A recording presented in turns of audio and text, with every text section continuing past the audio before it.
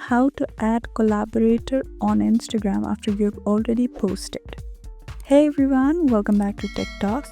Today I'm going to show you a tutorial on how you can add Collaborator even though you've already posted the post. First, make sure to open Instagram and log into your account and go to your profile to find the post that you want to add Collaborator. Now tap on the three dots and a pop-up will appear. Here you'll find an option to edit. Hit the button.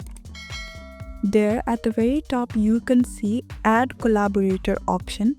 Tap on it. Now tap Invite Collaborators option.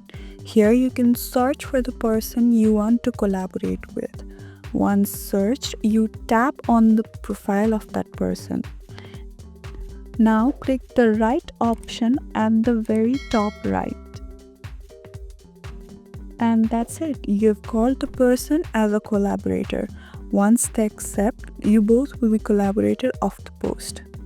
And that's it. That is how you add Collaborator to an already existing post. Don't forget to like the video and subscribe to our channel for more similar tech tips.